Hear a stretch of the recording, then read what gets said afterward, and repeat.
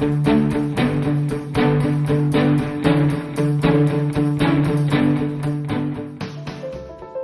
of the girls who live in the developing world do not have the opportunity to become active members of society. Numbers show that investing in girls has a great impact in the community. One more year of secondary education means 25% of extra income for the girl, and 90% of that income is invested in family. These facts are reality in Mozambique, one of the poorest countries in the world, where half of the population is under 19.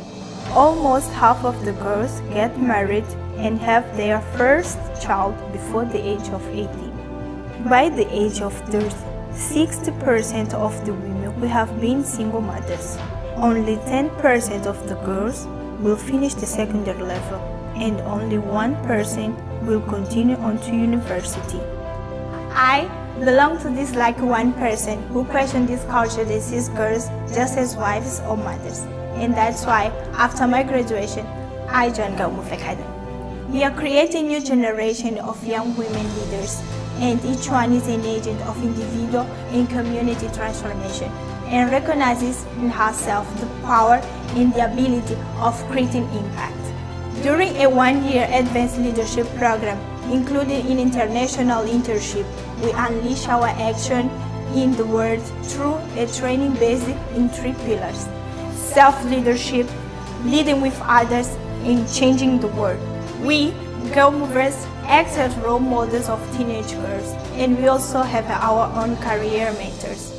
This process of mentorship is what sets the GoMove Academy apart and helps to stop the cycle of poverty. Twice a week we meet after school with Moaruzis in a safe space to help them to discover they can have a brighter future. In the last 4 years, GoMove's Project Moaruz Believe in Yourself has worked with 2,400 girls. The enrollment rate in secondary school has increased to 96%, and the early pregnancy rate has decreased to 0%. Our Advanced Leadership Program received 700 annual applications. We have an impactful employability rate of 80%. Why don't you join us?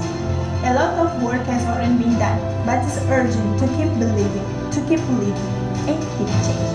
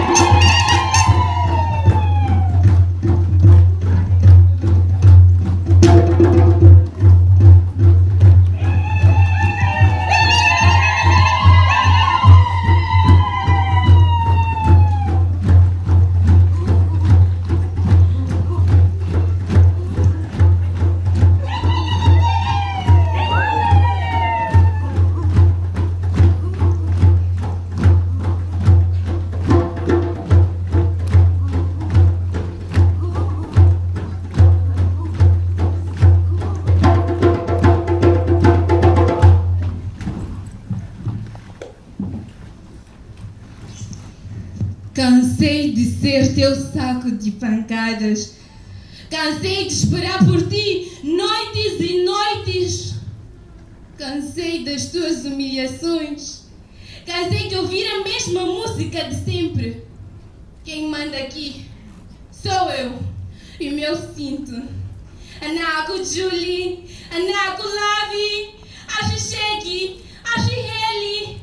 C'est naf, c'est fini. Basta, basta, basta. Basta. Este é o poema que escrevi para expressar as dores das mulheres cuja intimidade é desrespeitada, que vivem para satisfazer os desejos sexuais dos seus parceiros e não têm o poder de escolher o número de filhos que querem ter. Eu tive a sorte de escolher. Escolhi direito, pois quero lutar para garantir e proteger os direitos sexuais e reprodutivos das mulheres do meu país e do mundo. Na Galmove, eu pude aprender a conhecer-me, pude acreditar que eu sou capaz, pude quebrar velhos paradigmas. Afinal, eu sou capaz. And I'm feeling good.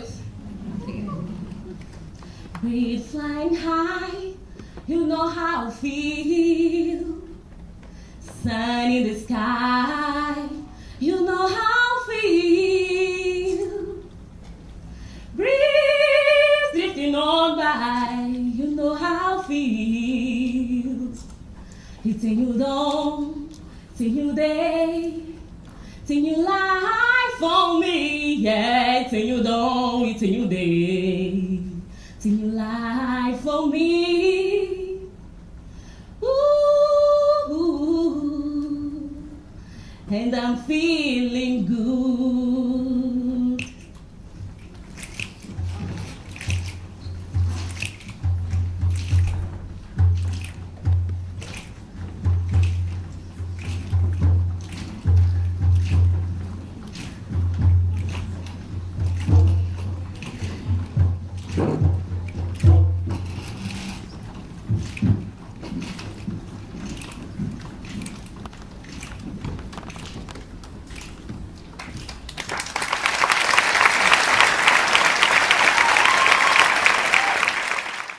Boa tarde, queria dar as boas-vindas, mais uma vez queria agradecer a estas Girl Movers que nos comovem. Não vale vir falar depois daquilo que vocês dizem, daquilo que vocês fazem e sobretudo da realidade que conheço bem, porque também sou voluntária da Girl Move, já estive na Girl Move em Moçambique e vi o trabalho que esta academia faz e por isso queria agradecer a todas as pessoas que se juntaram aqui, que encheram este auditório, o grande auditório da Universidade Católica. Queria agradecer à Universidade Católica ser o grande anfitrião deste encontro, que é um encontro transformador porque as histórias dos outros fazem sempre eco nas nossas histórias e é por isso que nós gostamos de nos ouvir e gostamos de dar palco e voz a mulheres que são a voz de outras mulheres que não têm voz. Não só no país das Girl Movers, em Moçambique, mas no mundo inteiro. A história dos homens e a história das mulheres não tem nada a ver. Os mesmos séculos, a mesma geografia, o mesmo mundo, mas há uma assimetria brutal e nós sabemos isso.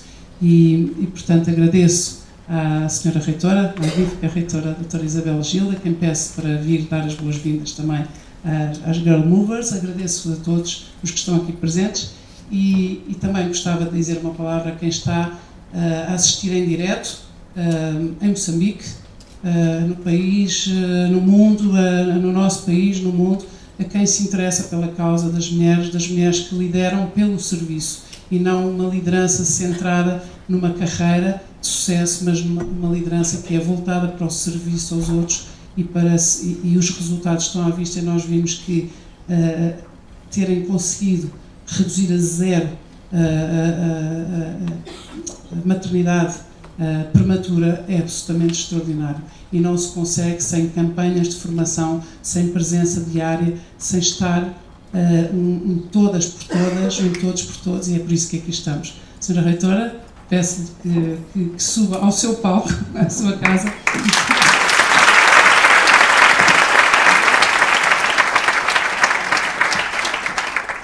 Muito boa tarde a todas e a todos. Em primeiro lugar, tenho que pedir desculpa pelo atraso. O tempo é daquelas coisas que não se recupera e, portanto, eu estava na Presidência da República, não pude de facto chegar à hora prevista, peço imensa desculpa.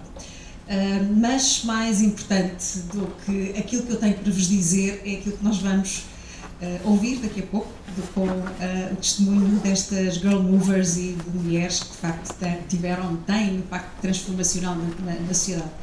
É para mim particularmente importante, enquanto responsável da Universidade Católica, acolher-vos aqui, em primeiro lugar, primeira palavra é para agradecer à Católica Lisbon School of Business and Economics, sobretudo à Cátedra de Empreendedorismo Social, liderada pelo professor Filipe Santos, que tem feito um trabalho absolutamente notável na colaboração com entidades, sobretudo com a Girl Move, para desenvolver e dar visibilidade e aprofundar iniciativas de empreendedorismo social. Agradecer à Girl Move também, esta parceria com a Católica, que para nós é muito importante, e é a fundadora que aqui está entre nós. E, portanto, por duas razões, eu diria. Em primeiro lugar, porque temos aqui a oportunidade de apoiar o desenvolvimento e capacitar um país irmão, mas sobretudo de podermos dar a possibilidade de crescer a mulheres que são verdadeiramente inspiradoras e que vão ter um impacto notável no seu país. E que vão ter um impacto também nós todos que aqui estamos, com a partilha que fizeram e a experiência que aqui tiveram na Católica e através do apoio da Girl Move. E em segundo lugar também dizer que é muito isto que uma universidade é sobretudo uma aposta nas pessoas. Uma aposta na atração de talento, no desenvolvimento de talento, não apenas quando falamos no ensino graduado e pós-graduado, mas também tudo aquilo que são as grandes iniciativas de serviço, de relação com a sociedade. Nós entendemos que, no sentido até bíblico, digamos, quando Jesus Cristo diz a Pedro, tu serás a pedra da minha igreja, são as pessoas que constroem os edifícios, são as pessoas que constroem as universidades, e é essa a nossa aposta. E, portanto, esta iniciativa que aqui temos é muito também o espírito da própria escola que a acolhe, a Católica Lisbon School of Business and Economics. É particularmente para nós um orgulho e um privilégio poder contar com estas Girl Movers aqui, podemos partilhar o palco aqui com estas histórias que são certamente inspiradoras para nós. Muito obrigada.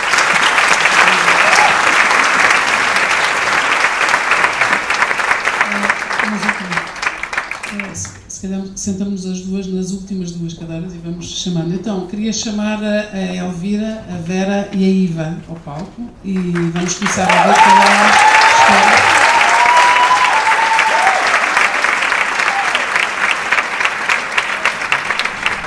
Eu acredito que todos nós temos uma missão, todos nós temos um propósito no mundo. Ninguém está aqui por acaso. E eu quero compartilhar a minha missão convosco. Eu passei no ensino primário quase todo sentada debaixo de uma árvore. Era uma amendoeira, uma árvore frondosa, tinha um quadro encostado ao seu tronco, uma cadeira e uma mesa, onde o professor colocava lá o seu material escolar. E nós, os alunos, que na altura éramos por volta de 50, porque era essa a média de alunos naquela altura por turma. Agora está pior, são 60 a 70 alunos por turma. E nós estudávamos assim. E por vezes não tínhamos aulas quando chovia, não tínhamos sala de aula, não tínhamos um teto, então era impossível ter aulas naquelas condições quando chovia. Às vezes os professores faltavam sem avisar, e para nós era tudo normal. Nós não achávamos nada não víamos nada estranho no meio daquilo tudo. Mas à medida que eu fui crescendo, eu comecei a me questionar, mas aquilo é mesmo normal? Eu percebi que não. Isso não é normal, não é assim como as pessoas estudam em outros países, até mesmo em Moçambique, não é assim como as pessoas estudam nas cidades, né? Porque esse problema se verifica mais nas zonas rurais, nas zonas suburbanas. E é lá onde vive mais de 70% da população, então conseguem imaginar a gravidade desse problema. Praticamente 70% da população passa por isso, as pessoas que estudam nessas zonas. Tanto é que quando eu falo sobre isso com as pessoas em Moçambique, elas acham que, isso é normal, toda a gente passou por isso, eu passei por isso, por que estás a falar sobre isso? É normal, as pessoas vivem assim aqui, por que tu falas sobre esse assunto com revolta? Isso é normal, eu estudei assim, estou aqui, tu estudaste assim, estás aqui, qual é o problema? Mas eu não consigo não me indignar, digam, só é possível não se indignar diante disto? Eu não sei, para mim não é. Por causa disto, eu comecei, durante a minha faculdade, eu fiz curso de administração pública e nessa altura eu desenvolvi muito interesse pelo ativismo social. Envolvi-me em alguns movimentos e nós advogávamos pela educação. Nós queríamos que o governo investisse mais recursos na educação, porque nós víamos a situação de educação no nosso país, nós não queríamos que continuasse assim. Nós fazíamos marchas, nós participávamos em conferências, nós fazíamos de tudo para pressionar o governo a investir mais recursos na educação. Nós também fazíamos coisas para mostrar que sim, é possível. Conseguimos construir uma sala de aulas na minha antiga escola primária, uma sala de material convencional, com teto e tudo, para que a sala tem capacidade para 60 alunos, que é mais ou menos a média de alunos agora por turma, como eu havia dito. Nós conseguimos fazer isso. Nós conseguimos reabilitar algumas bibliotecas em algumas escolas primárias. Nós fazíamos campanhas de doação de livros pelas redes sociais, até para a construção da sala de aulas na minha antiga escola primária. Nós fizemos uma campanha nas redes sociais onde as pessoas podiam doar pelo menos um metical. Um metical é menos que 1 cêntimo, mas as pessoas podiam doar pelo menos um metical para que nós pudéssemos construir a sala de aulas na minha antiga escola. E nós conseguimos apetrechar pelo menos 2 bibliotecas de escolas primárias e conseguimos uma sala de aulas na minha antiga escola primária. E nós mostramos para o governo que sim, é possível, nós cidadãos normais, jovens, comuns, conseguimos fazer isso. Então vocês também podem fazer muito mais que isso. Mas à medida que nós íamos tendo esses encontros com o governo, à medida que nós íamos conversando e nos deparando com eles, nós já percebemos que a questão não é só a vontade política, não é só investir, porque é preciso ter recursos para investir, não se investe sem recursos. O nosso PIB per capita no ano passado, segundo os dados do ano passado, era de 370 euros, isso anual, per capita. Isso é muito pouco. Nós temos várias prioridades em Moçambique. Temos a educação, temos a saúde, temos o saneamento. É muita coisa que precisa de atenção, que precisa de investimento. E o governo é um só. De onde é que virão os recursos para investir em tantos setores que necessitam, que precisam de mais investimentos? Durante a minha faculdade, eu aprendi que a agricultura está plasmada na Constituição como a base para o nosso desenvolvimento e que já chegou a constituir 35% do nosso PIB. Foi aí que eu comecei a me interessar pela agricultura. Foi aí que eu comecei a desenvolver uma paixão pela agricultura. Nós temos mais de 36 milhões de hectares aráveis, hectares propícios para o desenvolvimento da agricultura. E nós não aproveitamos nem 10% do potencial agrário que nós temos. Desses 36 milhões de hectares, nós não aproveitamos nem 10%. Se nós conseguíssemos potencializar esse recurso que temos em abundância em Moçambique para produzir e gerar recursos, seríamos capazes sim de investir tanto na educação como na saúde, como em outros setores prioritários que nós temos em Moçambique. Foi por isso que eu me apaixonei pela agricultura. Eu percebi que se nós nos voltarmos para esse setor, podemos sim desenvolver o nosso país e contribuir para o seu crescimento econômico. Eu tenho um projeto que já tem nome até, chama-se Agrovida. Porque o que acontece em Moçambique? Nós temos esse enorme potencial agrário, mas 70% dos agricultores são de subsistência. Quer dizer que não há produção que alimente o comércio. Tanto é que mais de 60% daquilo que nós consumimos em termos de produtos básicos, como o tomate, a cebola, a batata, que são bases para o nosso consumo lá em Moçambique, são importados da África do Sul, que é o país vizinho que tem mais recursos que nós. Portanto, nós não conseguimos produzir suficiente para nos abastecermos e muito menos para exportar e gerar recursos, gerar renda para o nosso crescimento econômico. Daí que, se nós capacitarmos e investirmos na educação, olharmos para os agricultores, que 70% deles são de subsistência, que não têm técnicas, que não conhecem ferramentas para produzir mais e melhor, se nós olharmos para eles, investirmos neles, nós poderemos sim revolucionar e transformar a agricultura. E é isso que eu quero fazer. É nisso que o meu projeto se foca. Eu quero ter uma companhia de produção agrária, hortícolas e cereais, para que ela possa ser autossuficiente, autossustentável, mas que o foco será na capacitação e formação de pequenos agricultores, para que eles possam produzir mais e melhor. Porque eu acredito que essa é a chave para o nosso crescimento econômico. Para mim, liderança transformadora é mobilizar e envolver as pessoas para que elas possam gerar mudança para elas mesmas e para o ambiente onde elas se inserem. Nós já temos feito isso, eu já tenho feito isso desde que eu comecei a envolver-me em movimentos de ativismo social e tenho continuado a fazer isso na Girl Move com o projeto Moarus, com o projeto LEAD também com as jovens universitárias e com as meninas com quem nós trabalhamos do 7º ano. Mas eu sei que eu posso fazer muito mais. E é por isso que eu vim para a Girl Move, porque eu queria adquirir mais ferramentas, mais conhecimentos para que eu possa transformar e gerar ainda mais mudança no meu país. Eu volto para Moçambique carregada de conhecimentos e de ferramentas, ideias inovadoras que vão ajudar-me a concretizar esse meu objetivo. Essa minha missão, que é contribuir para o desenvolvimento de Moçambique através da agricultura. Essa é a minha missão. E eu pergunto a vós, a cada um de vocês hoje, qual é a vossa missão? Qual é o teu propósito? Qual é o teu para quê? O meu para quê sempre esteve muito claro, desde que eu descobri que não era normal estudar debaixo de uma árvore, não era normal de não ter aulas porque está a chover lá fora. Eu descobri qual era o meu propósito, era contribuir para o desenvolvimento do meu país. E eu convido a cada um de vocês para refletir sobre isso. Qual é o teu para quê? Qual é o teu propósito? Para que tu vives? Qual é o teu papel neste mundo? Chamo-me Vera Gatiz, tenho 23 anos, sou uma change maker. Obrigada.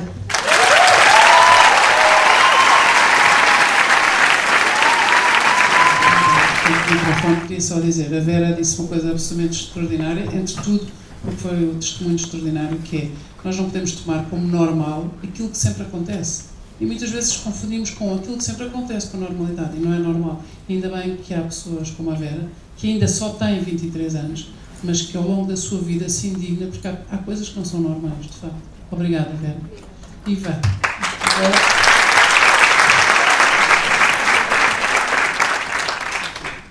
Boa tarde. Esse entusiasmo é mesmo contagiante. Eu estou a sentir a vossa entusiasmo. É uma coisa que me encoraja a falar. Boa tarde levantou a minha autoestima para sempre. Isso eu posso garantir. Boa tarde. Boa tarde. Obrigada. Estão a colaborar.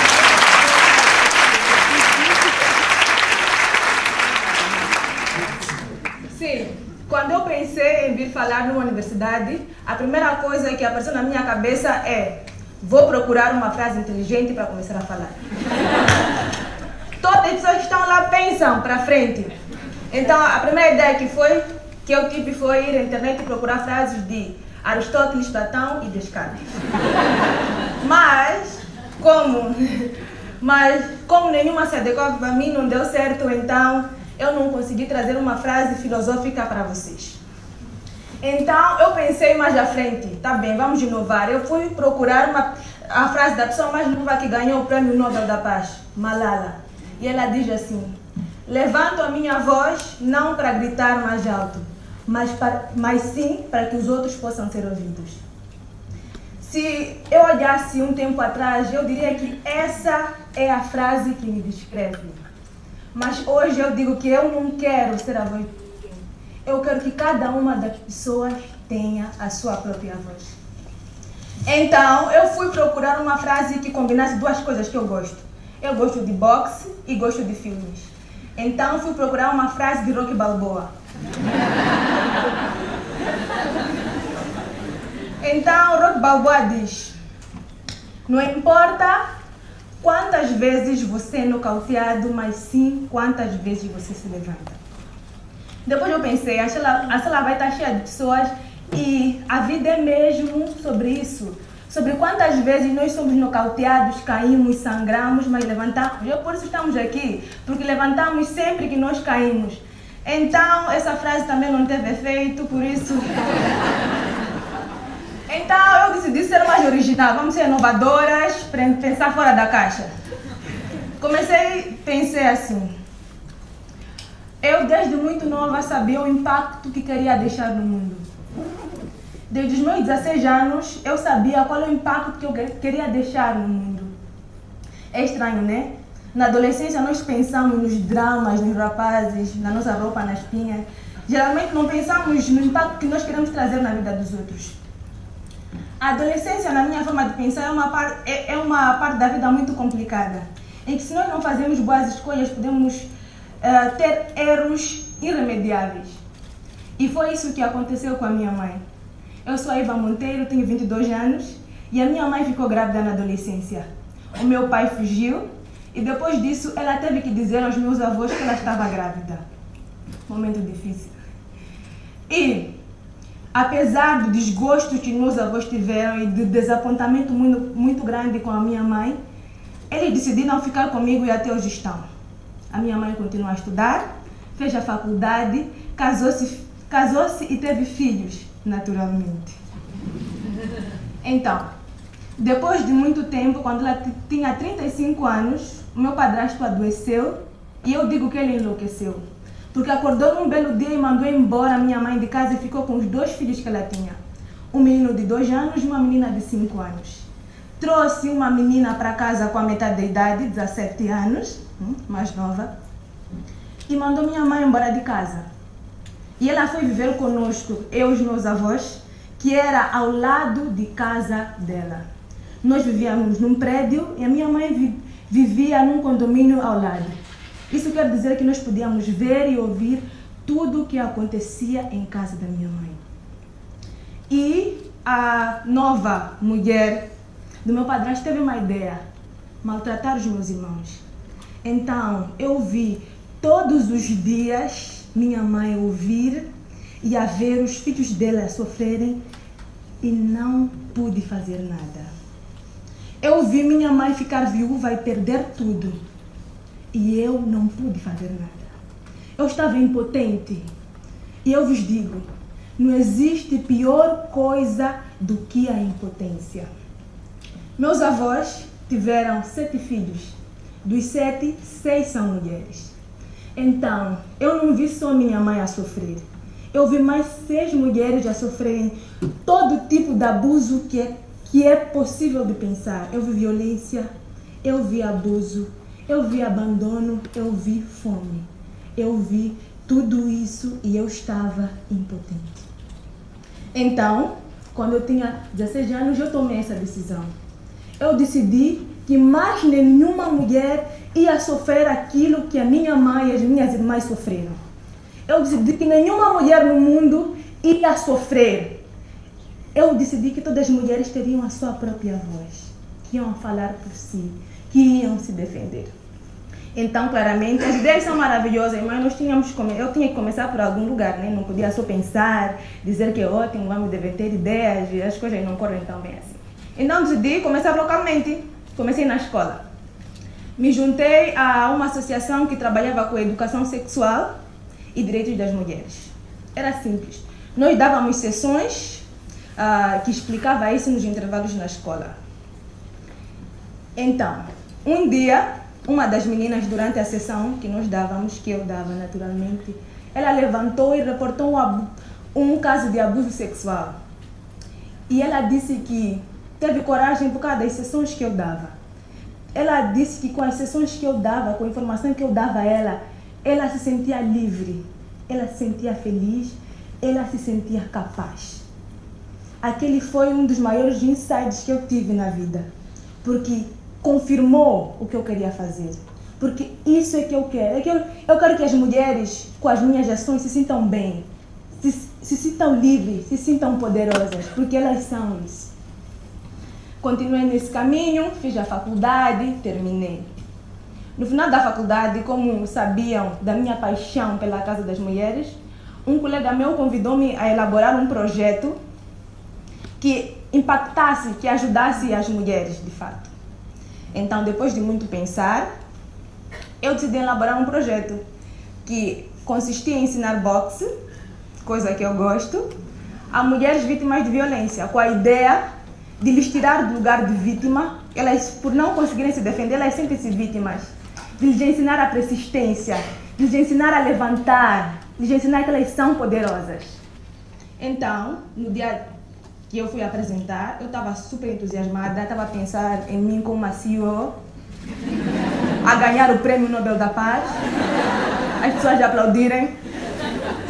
Então, eu entrei numa sala, menor que essa, claro, mas para minha infelicidade eu só encontrei homens. Ok, tudo bem, eu sou mais do que os, I'm powerful. E comecei a apresentar o meu projeto. Mas eu não terminei, eu fui vaiada. Eles falaram que o meu projeto era sobre ensinar as mulheres a se vingarem dos seus maridos. E isso não podia ser. Vou ensinar mulheres a baterem homens?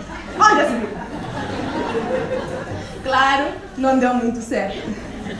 Mas como, quando uma porta se fecha, abre-se uma janela, eu vi o anúncio da Girl Movie no Facebook a dizer: és mulher para ser líder.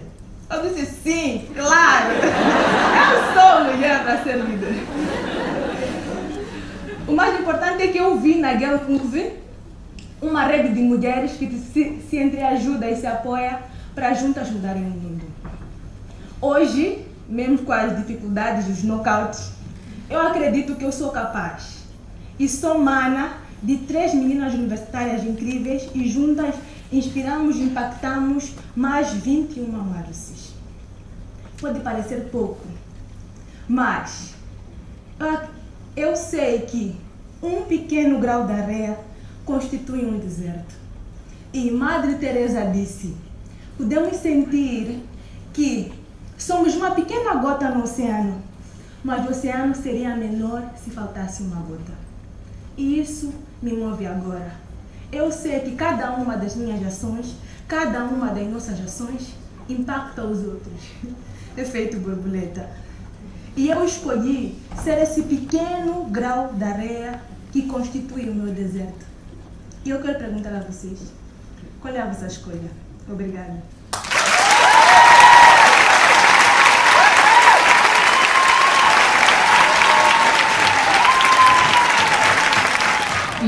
Iva, está aqui uma plateia já para as aulas de boxe. Assim. Eu vi muita gente com potencial. Elvira, as últimas são as primeiras, Chico. Boa tarde a todos e a todas. Bem, o que vocês fariam se eu vos desafiasse a fazer omeletes sem ovos? Parece impossível, né? É isso. Eu, numa das primeiras hipóteses, havia de dar um jeito de inventar ovos, ou então faria algo bem melhor que omeletes, porque nem sempre é o omelete que nós precisamos. É isso que eu gosto de fazer, de inventar, de criar, transformar, experimentar e inovar. Isso tem muito a ver com o contexto de vida em que eu cresci. Quando eu tinha menos de 2 anos de vida, os meus pais se separaram. Eu fui viver só com a minha mãe. É uma realidade comum em Moçambique, mães solteiras terem que cuidar e educar seus filhos sozinhas. A minha mãe na altura tinha um nível de escolaridade baixo, ainda estava a se formar e por conta disso não tinha um emprego fixo e com renda suficiente para aguentar com todas as nossas necessidades. Mas tudo que eu vi minha mãe fazer foi reutilizar coisas, reaproveitar. E tudo que eu ouvi minha mãe dizer foi: nada deveria ser desperdiçado. Minha mãe reaproveitava de tudo. Ela trabalhava numa empresa de eletrodomésticos como contabilista e o que ela fazia, nós não tínhamos um colchão confortável. E ela trazia os papelões lá, das caixas de eletrodomésticos e trazia ali para suportar mais o colchão. E eu dormia, mas minha mãe acordava mais cedo, eu ficava lá, saltava e aquilo amolgava, ela tinha que trazer sempre. Mas eu cresci feliz, a minha infância foi feliz. Tanto é que hoje o que eu levo da minha infância, a maior lembrança que eu levo da minha infância são a simplicidade e a criatividade. Porque são essas armas que eu vi minha mãe usar para se superar na vida. E o maior legado que move a minha vida é: use o que tu tens para alcançar a satisfação que pretendes. Entretanto, apesar de tantas dificuldades, minha mãe apostou muito na minha educação. Entrei para a escola com 5 anos, frequentei ensino primário e ensino secundário. E no ensino secundário eu me identificava com a ciência que estuda a transformação das coisas. Tudo que eu vi minha mãe fazer na infância, tudo que eu ajudei minha mãe a ter um certo ponto a fazer na infância. E decidi formar-me em Química, porque era o curso que me permitia explorar esse lado criativo que eu tinha. E desde o primeiro ano fui participando em pesquisas, sempre que havia na faculdade, fiz pesquisas de inovação e fui distinguida em 2 anos, ganhei, né? Tive 2 prêmios de inovação. Um em que produzi pilha a partir de refrigerante e outro que eu produzi extintor. Não só fiz estágios onde dei acompanhamento a grupo de jovens com o mesmo tema, experiências inovadoras e uso de recursos disponíveis. E eles levaram o segundo prêmio. Sempre na onda de criar e de transformar. E quando fui finalizando o meu curso, eu sempre fui apaixonada pela causa da sustentabilidade ambiental. E eu queria fazer algo que tivesse relacionado à sustentabilidade ambiental, mas também eu queria juntar lá o meu lado criativo e criar alguma coisa. E fui tratar concretamente, fiz uma pesquisa sobre reaproveitamento de resíduos orgânicos, mais concretamente o coco deteriorado. E desenhei um processo artesanal para a produção de óleo a partir do coco deteriorado, o qual o óleo do coco eu vendo.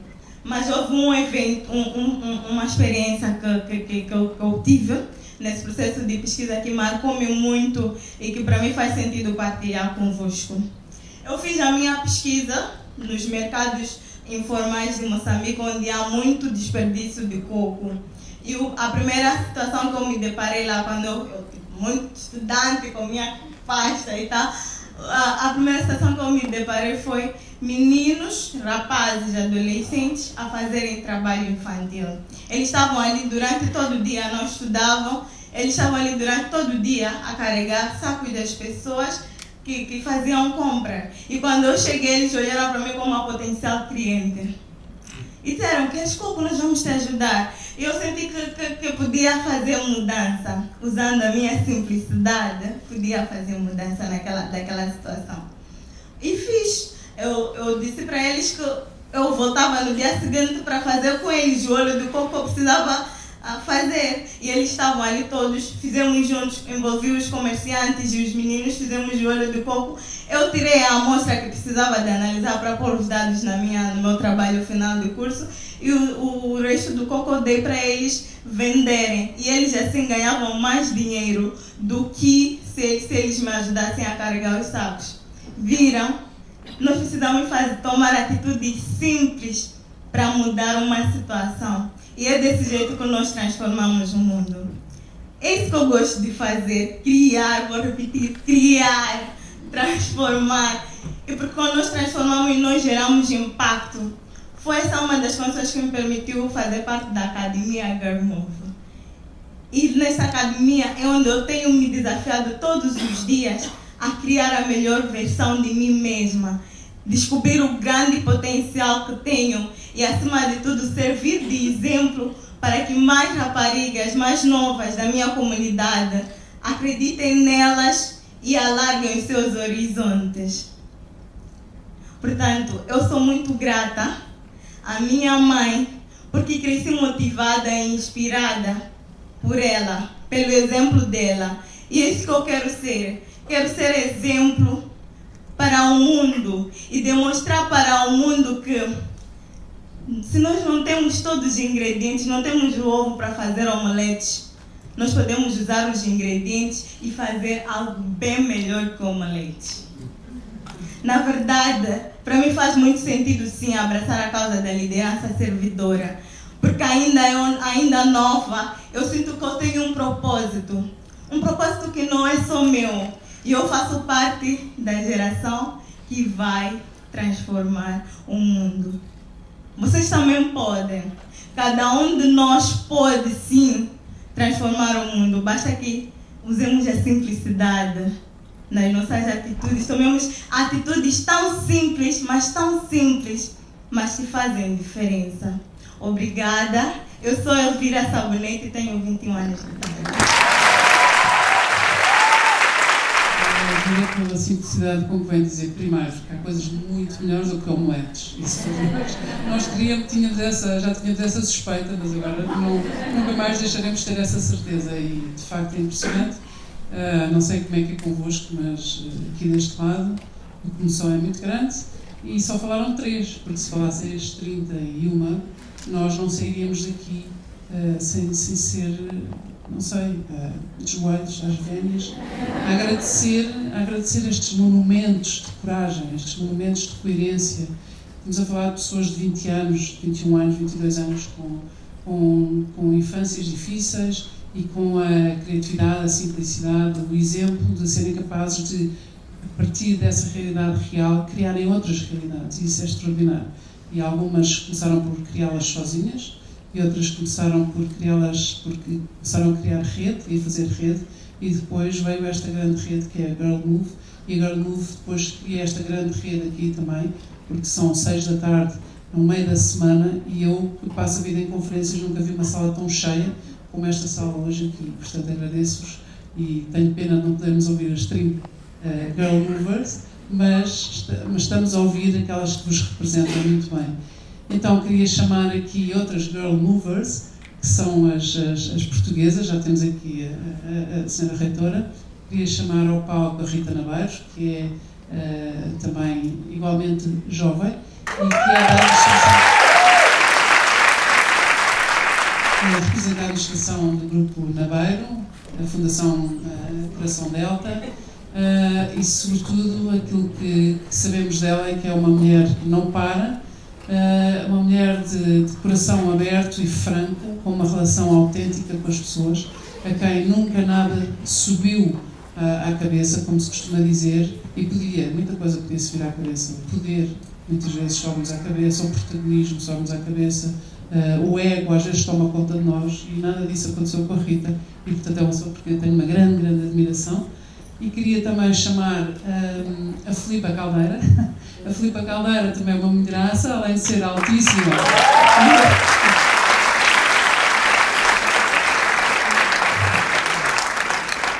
Altíssima e elegantíssima como a Rita e como a senhora reitora e como as Girl Movers. Fundou a Full Six, que é uma empresa estratégica de marketing digital, e depois é uma pessoa que também faz paddle e é campeã paddle ténis, exatamente, e que usa também muito as estratégias e as táticas que aplica no desporto também à vida. Isso é muito interessante. E queria chamar a Margarida Couto, que foi uma pioneira na área da responsabilidade social, que é a atual presidente.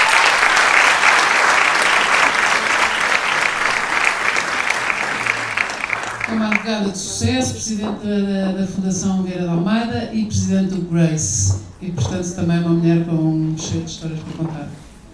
E vou pedir se calhar à Filipa, já que estivemos no box, se calhar agora peço à Filipa se a Filipa fala também, se apresenta, melhor do que a minha apresentação, e se também, depois destas histórias, também aquilo que fez é em si, se pode passar por cima.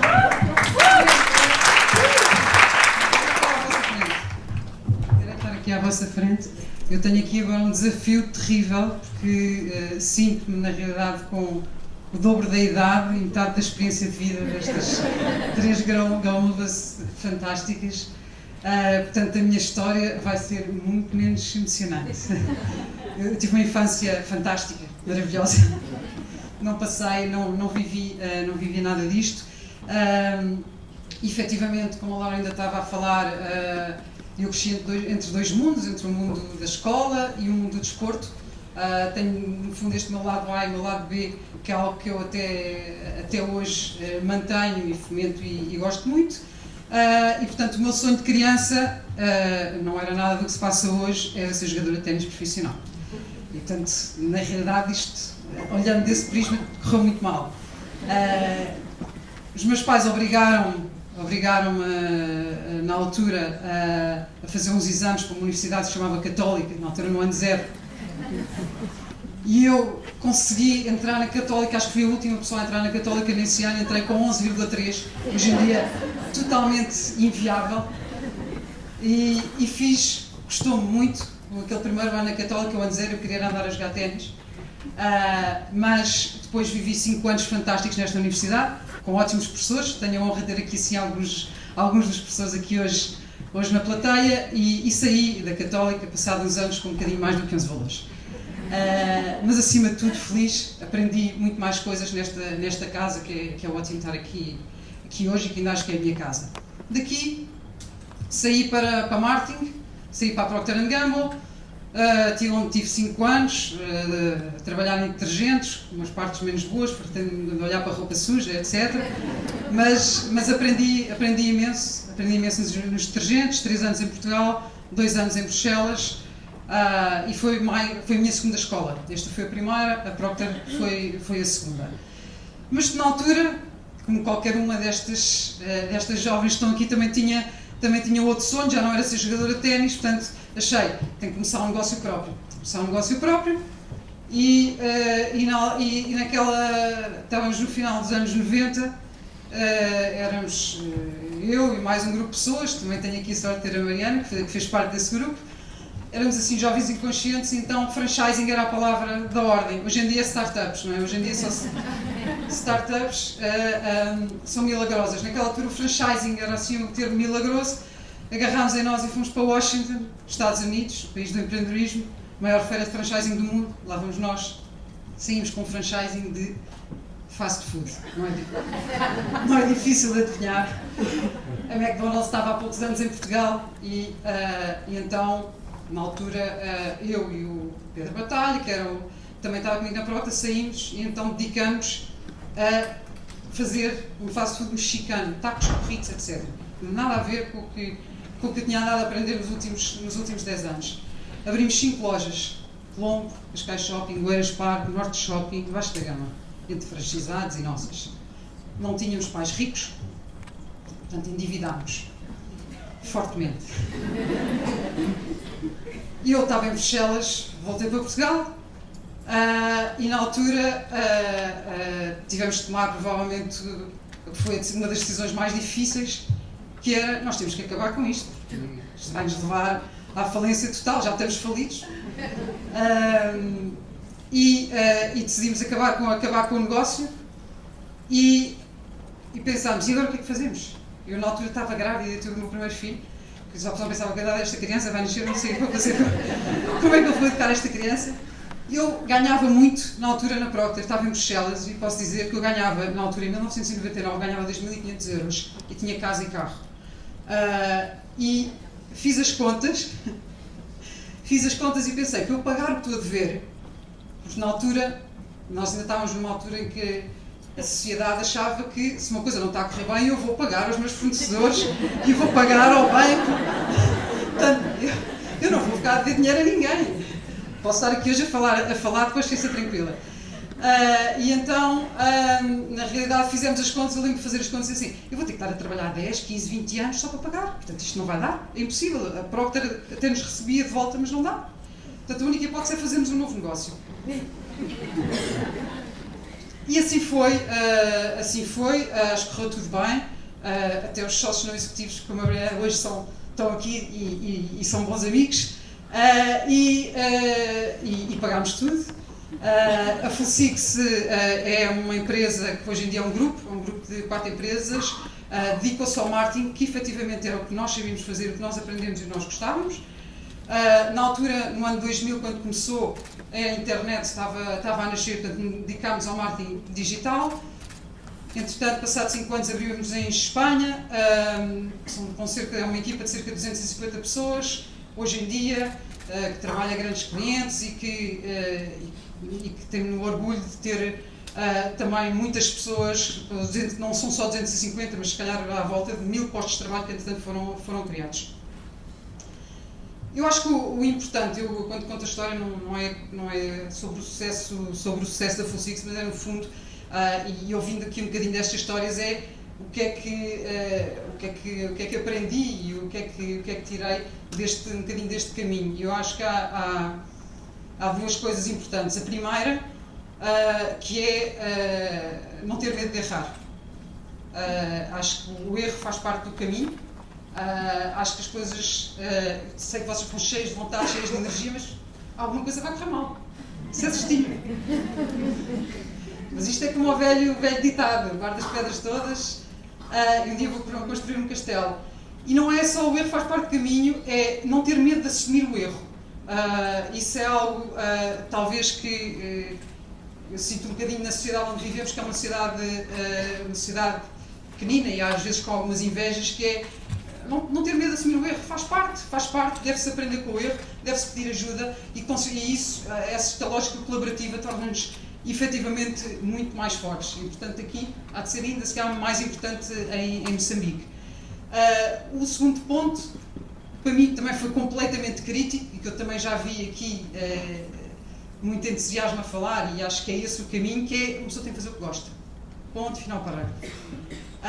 Se uma pessoa vai à procura de eu vou fazer agora este negócio porque é o que vai fazer rica, vai gerar dinheiro, esqueçam. Se uma pessoa vai fazer o que gosta, com certeza que vai ter uma energia, uma vontade, que essa sim vai gerar valor acrescentado, essa sim vai depois trazer resultados. E foi exatamente essa a viragem que era, nós não gostávamos, eu detestava ir para o Colombo.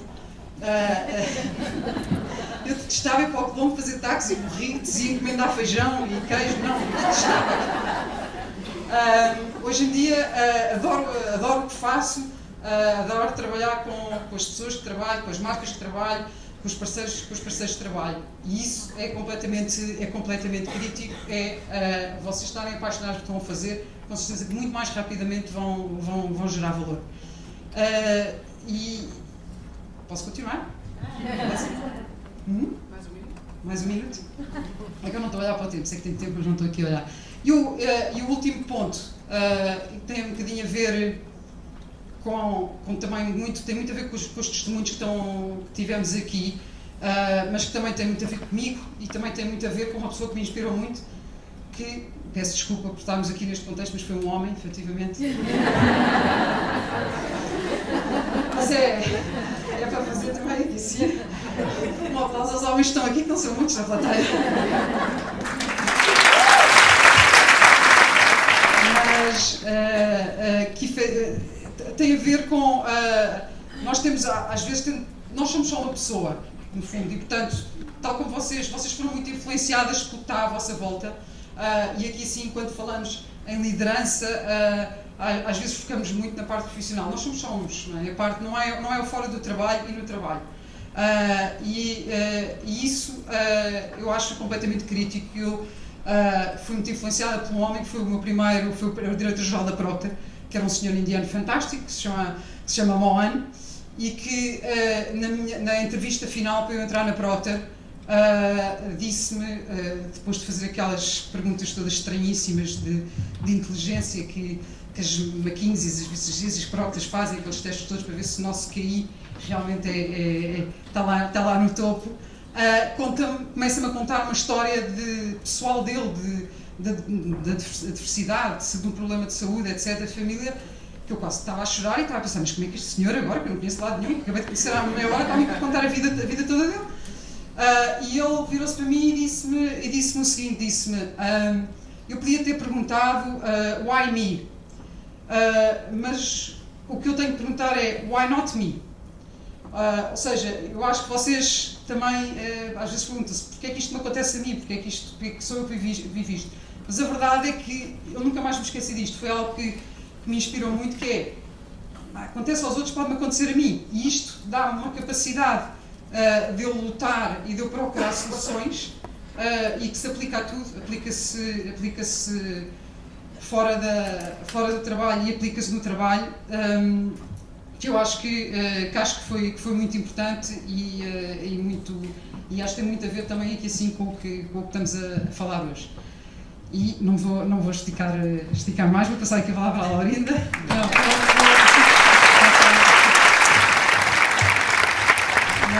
Muito boa tarde a todos, o meu nome é Margarida Couto. O primeiro disclaimer que eu quero fazer é que sou advogada e é demasiado tarde para mudar isso na minha vida, portanto, a boa notícia é que formei-me na Católica, portanto, dentro do mal é do melhor que se arranja para ser advogada. Eu tenho uma história que cruza muito com todas estas histórias, é muito engraçado, porque em primeiro lugar eu estudei em Moçambique, eu fiz toda a minha escola primária em Moçambique. Não foi debaixo de uma árvore, mas também estudei muito debaixo de uma árvore, porque em Moçambique felizmente estudava-se debaixo das árvores, que é muito mais saudável do que estudar como estudamos aqui em Portugal, sentados ao computador, etc. E Moçambique, quem lá viveu sabe que Moçambique é uma terra de chamamento. No dia em que os meus pais disseram que nós íamos embora, meu pai era militar e portanto estávamos lá, eu não sabia, não é? Porque as crianças acham que tudo é eterno na sua vida. E um dia eu percebi que aquilo não era para sempre e que nós íamos voltar para um sítio onde às vezes me obrigavam a vir no verão e que me fechavam dentro de casa e que se chamava a metrópole.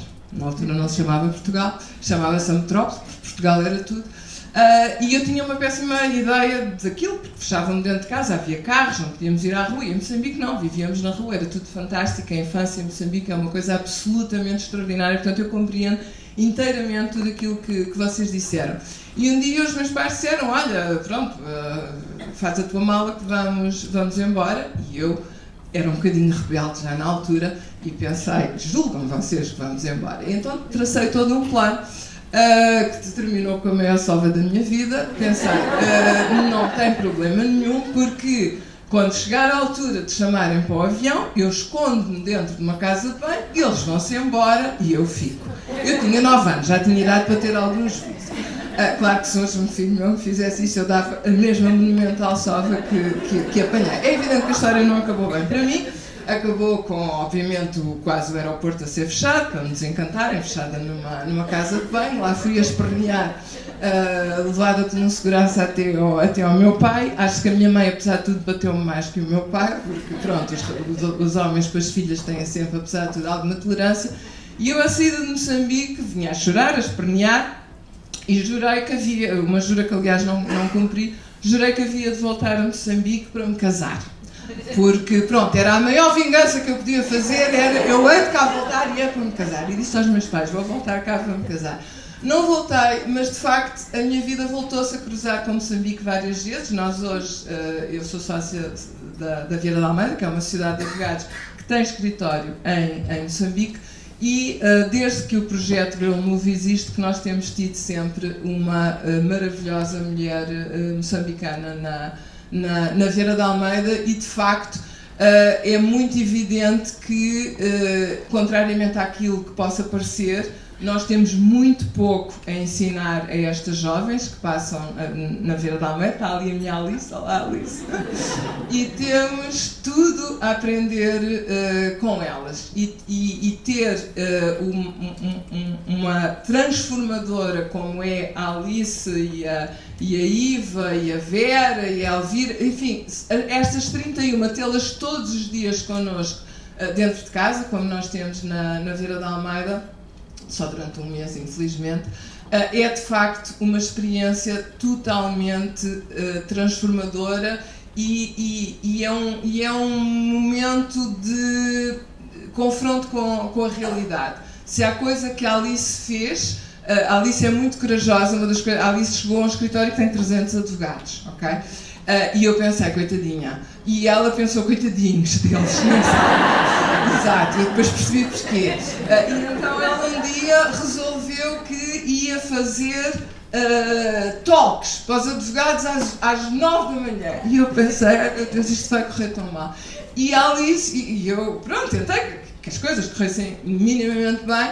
E a Alice, sem microfone, conseguiu juntar sempre, há 1 hora que os advogados ainda não estão bem a trabalhar, advogados para ouvir, e no minuto seguinte eu tinha não sei quantas pessoas a telefonar para mim ou ir ao meu gabinete a dizer como é que é possível haver Alice e nós não sabemos, temos que ter cá mais Alices. E de facto o projeto Girl Move é um projeto no qual a Vieira da Almeida se orgulha muitíssimo de estar presente.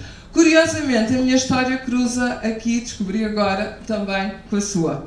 Porque eu conheci o Sr. Mohan. O Sr. Mohan foi o meu primeiro cliente.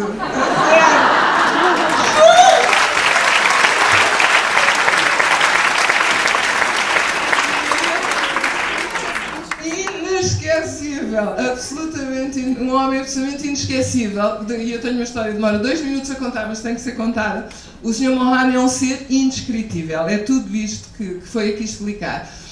Eu tinha acabado de estágio e o primeiro grande projeto que eu fiz era a compra da Neoblanc. Como sabe, a Procter & Gamble vem para Portugal comprando a Neoblanc, que ainda hoje existe, era uma que era uma lexívia.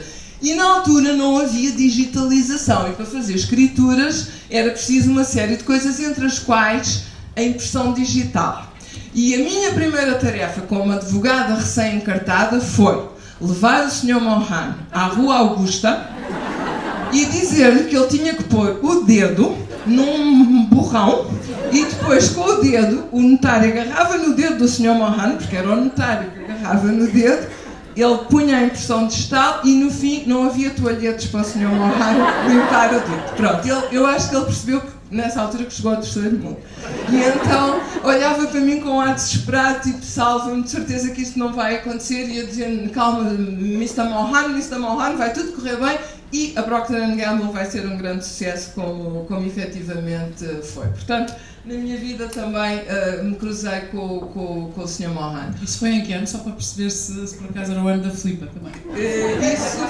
Isso foi, eu sei exatamente em que ano foi, porque eu estava grávida do meu primeiro filho, e o meu primeiro filho nasceu de 42 semanas. Foi a gravidez de burra, não é? As burras é que estão 10 meses grávidas. E o Sr. Mohan, e eu estava sempre a trabalhar, até ao último dia, naturalmente, com o Sr. Mohan. E cada vez que o Sr. Mohan me via com aquela barriga, portanto eu sei em que ano foi no ano de 91.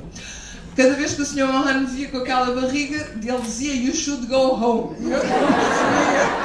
Eu acho que ele tinha medo que me rebentassem as águas, e depois da cena do dedo, a pior coisa que lhe podia acontecer era ter que me levar ao hospital. Portanto, eu lembro-me do ano em que isso foi. Eu depois disso, enfim, esse foi o meu primeiro filho, depois disso tive mais 4 filhos. Considero que é um dos meus achievements na vida, foi dar um contributo para que ainda haja alguém a pagar a segurança social no futuro, porque já não há tanta gente assim a dar esse contributo. Mas acredito que uma das coisas com mais impacto em que eu me senti envolvida foi em tirar consequências de eu ter sido forçada a estudar Direito. Eu não queria estudar Direito, eu nunca quis estudar Direito, eu nunca quis ser advogada na vida, nunca. E eu disse ao meu pai que ia ser assistente social, porque eu sempre tive este ativismo, fiz voluntariado desde muito nova, desde os 13 anos, etc. E o meu pai ficou muito atrapalhado e muito aflito quando eu lhe disse que queria ser assistente social, e quando eu lhe expliquei porque, ele disse, não, estás toda baralhada, tu vais tirar Direito porque podes fazer muito mais coisas. E eu senti-me completamente enganado, porque é evidente que com Direito a pessoa pode fazer muitas coisas, mas não aquelas que eu pensava fazer. E de repente eu descobri que há um sentido para tirar Direito, é que os advogados são, bem ou mal, mas são intermediários obrigatórios de acesso à justiça. Não se pode aceder à justiça em Portugal sem ser através dos advogados. E então eu tive a sorte de ir parar, porque foi mesmo sorte, a um escritório fundado por uma pessoa chamada Vasco Vieira de Almeida, que é um cidadão completo, e que também entende que os advogados, antes de serem qualquer outra coisa na vida, têm que ser cidadãos e têm que exercer a cidadania de forma plena. E, portanto, foi-me dada a oportunidade de fazer uma coisa que eu lia imenso nos livros, mas que em Portugal não existia, que era lançar um programa de responsabilidade social de um escritório de advogados e fazer aquilo que lá fora toda a gente fazia, que era prestar serviços pro bono a instituições e a pessoas que não podiam pagar serviços jurídicos de qualidade. E foi assim que eu comecei um caminho, que ainda não acabou, que é o caminho de levar as empresas a perceber que não são só as pessoas que têm que ser cidadãos. As empresas também têm que ser cidadãs, e só se todos nós nos sentirmos responsáveis pela mudança é que a mudança acontece. E tipicamente em Portugal nós nunca nos sentimos responsáveis por nada, estamos sempre à espera que o Estado resolva tudo, e na verdade a capacidade de mudar está muito mais em nós do que nos outros. E tudo o que parecia um absurdo na altura, porque isto foi há muito tempo, hoje falar de responsabilidade social corporativa é muito óbvio, é muito evidente, mas há 15 anos não era de todo, e é um caminho que se faz fazendo. E no início éramos 1, e depois 2, e depois 3, e depois 4, e hoje o movimento de responsabilidade social empresarial em Portugal já deu muitos passos. Eu não quero nada interrompê-la, mas é que o tempo vai... Ok, vou mesmo terminar. Queria só dizer-vos isto. Houve muitos momentos na minha vida em que eu também senti que estava numa cruzada sozinha. E isso nunca é verdade. Nós só temos que lançar a primeira pedra e essa pedra faz um efeito e atrás dessa pedra vêm outras e algumas são pedras no caminho e juntamos-as todas e fazemos um castelo. Obrigada.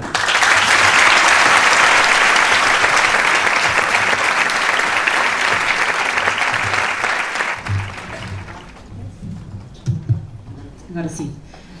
Boa tarde a todos. Isto não estava de todo previsto, pegaram aqui uma enorme partida, porque não estava previsto eu ouvir falar, sobretudo depois de vocês todas, que me deixam aqui sem jeito nenhum, porque eu não para além de não ter estas histórias que de facto nos fazem sentir muito, muito, muito pequeninas, e eu começo por aqui, porque eu quando estava a ouvir estava a sentir-me toda arrepiada e, aliás, isto já começou a semana passada, quando tive o privilégio de receber em Campo Maior o Leonil e a Teresa, que estão algures aí, vá lá, uma salva de palmas e comecei, de facto, a ser inspirada e a minha única questão é porque é que me estão aqui, porque é que me estão a convidar a mim? O que é que eu tenho para vos dizer a vocês, depois de tudo o que é que eu ouvi e que não vivi, que eu acho que aquilo que sinto é que depois de tudo o que vocês de facto passaram e que podiam ser pessoas amarguradas e não, estão aqui com esse sorriso, com essa energia a contagiar e de facto a mostrarem que para mudarmos o mundo é preciso ter essa energia, essa resiliência. E sinceramente acho que agora posso me sentar não, falar sobre mim, eu mais do que falar sobre mim falo obviamente do meu percurso e das pessoas que me levaram até aqui hoje, se calhar até este momento. E sem dúvida eu tenho um percurso que não é nada linear. Sou formada em design de comunicação, formei-me há 20 anos atrás, numa altura em que falar de design era uma coisa estranha, estudar artes, ao contrário de se calhar de outros casos, a minha família não me impôs qualquer tipo de obrigatoriedade. Tínhamos um negócio de família, ainda temos felizmente, que é ligado ao café, e eu não queria na altura seguir essa área porque eu queria conquistar o meu próprio caminho, queria mostrar o meu próprio valor e também porque era aquilo que eu gostava, era de criar, era a área criativa, sempre queria ser artista quando era pequenina, queria ser pintora. Depois fui descendo da escada, como já vão perceber daqui a um bocadinho. De repente estou a estudar design de comunicação, arquitetura também fazia parte do meu horizonte, mas acabei em design de comunicação. Anos mais tarde, depois de formar-me e terminar o meu curso, fui trabalhar para uma agência de design. Aliás, tive uma questão familiar, um familiar muito próximo, o meu irmão teve uma questão de saúde e na altura, quando estava para começar a entrar na minha vida profissional, decidi que se calhar estar a trabalhar numa empresa com os horários, eu queria estar disponível para ele. Isso adiou a minha entrada para a vida profissional. Comecei a trabalhar como freelancer e queria estar perto dele para lhe dar o apoio que fosse necessário. Eu normalmente não conto isto, mas de facto foi algo que fez-me aqui uma parar e que me fez relativizar tudo. Mas felizmente tudo foi ultrapassado e passado mais alguns anos eu acabei por entrar numa agência de design em Itália, mais tarde em Portugal, e estava a trabalhar numa dessas agências. Tinha uma liderança definida, era uma mulher, a minha chefe na altura, e eu adorava aquilo que fazia. Era uma jovem com, se calhar na altura, 23, 24 anos, foi o meu primeiro trabalho, mas havia uma coisa que eu tinha em casa e que tinha uma grande figura, que era um grande líder, que é o meu avô, que é uma pessoa que sempre... Que assim, é uma pessoa super inspiradora, não há como quem me ouve falar, às vezes 5 minutos dele é uma aprendizagem incrível, e eu sentia que estava a desperdiçar essa oportunidade de poder estar a aprender com alguém como ele. Não quer dizer que eu não gostasse daquilo que eu fazia, mas houve ali um momento, é aqueles tais momentos em que nós levamos às vezes tempos e tempos a fazer reflexões, mas depois já a decisão é um estalar de dedos, e às vezes são estas decisões, estes momentos decisivos que de repente nos catapultam para uma mudança radical. E nesse momento, até porque havia sempre, nós gostamos muito às vezes de apontar, faz, diz-se, mas de facto dá trabalho fazer acontecer, não é? É muito fácil sermos treinadores de bancada, até que sou desafiada por um outro elemento da minha família para fazer, e era nesse caso mais um outro homem, o meu pai, diz: não fiques só a falar, faz. E foi isso, e eu entrei para o negócio de família, e entrei na altura como designer, e na altura ser uma designer era ser um bicho raro, numa empresa com uma cultura já de muitos anos, mas acima de tudo, com uma cultura muito masculina, muitos homens. Há 20 anos atrás tínhamos muito, e isso não tem mal nenhum, eu adoro trabalhar com homens e tenho muitos homens na minha equipa, atenção, acho que esse é um ponto muito importante. Mas, de facto, na altura eu era uma jovem, eu ia trabalhar, como estou hoje, eu tenho 37 anos, se calhar pode não parecer, mas tenho 37 anos, ia trabalhar de ténis. O meu avô olhava-me assim de alto a baixo, não dizia nada, mas eu percebia, conseguia ler o que é que ele estava a dizer. E eu era artista, por assim dizer. Ser uma artista num mundo de negócios. E eu senti-me um pouco fora do baralho. Comecei no marketing e os anos passam, isto agora olhando para trás, já passaram 11 anos desde que eu estou a trabalhar com a minha família. Comecei com o marketing e depois as coisas foram evoluindo. Eu sentia que podíamos fazer isto, mas eu na prática não sabia o que era não liderar, ou porque não sou formada em gestão. O meu irmão sim é formado aqui na Católica em gestão, eu mais tarde vim fazendo algumas formações aqui, mas eu sentia que se calhar, como eu não sou formada nisto, se calhar eu não sei, mas eu tenho a minha percepção, eu sei aquilo que eu posso contribuir, eu sei qual é que é o caminho, e aquilo que eu não sabia ia tentando aprender com as pessoas que me rodeavam, com a formação, com a educação contínua, com o ir meter o nariz noutras empresas, noutras associações. Mas uma coisa eu tenho a certeza, quando eu fui trabalhar com a minha família, sabia que era esta questão do propósito que falávamos, porque uma coisa que nós temos e que o meu avô sempre foi, era de construir em campo maior. O meu avô começou com muito humilde, que começou do zero, e de facto a minha vontade era de contribuir para o negócio de família. E poder acrescentar valor, e poder, de alguma forma, através até do próprio negócio, poder construir uma sociedade melhor, mudar o mundo. Claro que quando nós trabalhamos numa empresa, como é que vamos fazer isso? Como é que vamos criar esse tal impacto? E eu acho que essa é a questão que me coloco todos os dias. E as coisas vamos fazendo acontecer. E felizmente fomos nos reunindo de uma equipa maravilhosa que vai trabalhando. Eu trabalho hoje em dia, só porque eu não entrei neste pequeno pormenor, mas não estou na parte do café, acabei por me envolver num dos negócios da família, que é o vinho, que é a adega maior. No mundo, obviamente só muito dominada, e sobretudo há 11 anos atrás, muito masculino, eu com este ar de se calhar de miúda, e que achava que era diferente, mas o ser diferente, eu acho que essa é uma das conclusões que eu tiro. O ser diferente não tem que ser mau. Aliás, há uma frase do Oscar Wilde que eu gosto muito, que é, eu vou dizer ela em inglês e depois já traduzo, que é: be yourself, everyone else is already taken. Ser tu mesmo, ser tu próprio, porque toda a gente já está tomada. E é isso, aquilo que nós somos diferentes são as nossas forças e não as nossas fraquezas. Isto para dizer que há tanta gente, mas tanta gente, e eu acho que esta partida me forem aqui a falar, mas que me influenciou e que me inspira hoje, e que vocês já me inspiraram aqui hoje, mas e mulheres e homens, e há aqui, eu não resisti em trazer umas das minhas citações favoritas, uma das quais é de um grande homem, de um grande líder, que é o Nelson Mandela, que é advogado, e que, por sinal, deixou-nos no ano 2013, o ano em que eu visitei a África do Sul e Moçambique. Tive esse privilégio de estar à porta de casa dele nesse ano em que ele começou a ficar doente.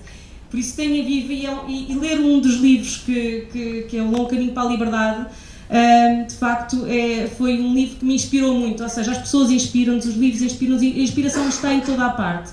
Mas são tantas as frases que eu gosto de citar, mas vou ler aqui uma delas. Quando penso no passado, no tipo de coisas que me fizeram, sinto furioso. Mas, mais uma vez, isso é apenas um sentimento. O cérebro sempre domina e diz-me: tens um tempo limitado de estada na Terra e deves tentar usar esse período para transformar o teu país naquilo que desejas. E, de facto, é o que vocês também estão aqui a querer fazer. E eu venho falar mais da transformação das pequenas coisas do dia-a-dia. E eu ainda hoje estava a almoçar com uma pessoa da minha equipa e que dizíamos, bem, parece que não fizemos nada, mas espera, vamos parar um pouco, olhar para trás e subimos esta pequena montanha, também como é outra das frases do Nelson Mandela, que é subir uma grande montanha para perceber que ainda há muitas mais para escalar, mas que já escalámos esta. E a questão dos desafios é exatamente isso, é que nós temos que ter a capacidade para subir e vamos encontrar muitos desafios ao longo desta subida, mas vão haver muitas outras montanhas para escalar. Por isso, acima de tudo, há outro provérbio africano que eu gosto muito, que é se queres ir depressa, vai sozinho, se quiseres ir longe, vai acompanhado. E é isto que é também um dos meus lemas na minha vida, é trabalho de equipa. Nada se conquista sozinho e para mim é muito mais gratificante fazer um trabalho de equipa. E acima de tudo, e é um conselho, e estou já a terminar, porque eu não falei de quase nada daquilo que tinha para falar, mas só para terminar, porque quero terminar aqui com uma última citação. Estamos aqui no âmbito de mulheres e se calhar de falar de inspiração, mas o meu apelo é para que vocês sejam sábias o suficiente, e todas nós, para incluir os homens no problema e fazerem parte dessa solução, porque nós fazemos uma conversa só entre nós, é uma conversa surda, e os homens sensibilizá-los para a questão e fazê-los colocar aqui deste lado, e sobretudo os problemas que hoje em dia nós em Portugal, com aquilo que vocês têm em Moçambique, não é nada. Por isso, só para terminar, há uma última citação de uma mulher, uma ex-presidente da República, por muito pouco tempo tenha sido portuguesa, que era Maria de Lourdes Pinto da Silva, e ela dizia: não estou nada, mas mesmo nada interessada em que as mulheres façam aquilo que os homens fizeram durante séculos, milénios. O que me interessa é descobrir como é que as mulheres podem, de uma maneira original, como é que podem... desculpem, a minha letra já nem sei a minha própria letra. Como é que as mulheres... O que me interessa é descobrir como é que as mulheres podem dar, de uma maneira original, uma contribuição para que vivamos uma história de dimensão humana e de dimensão global. Por isso, como seres humanos, e é isso que, acima de tudo, eu acho que nós temos, não é de fazer como sempre foi feito, é de fazer as coisas para melhor, e não porque sempre se foi feito assim. Obrigada.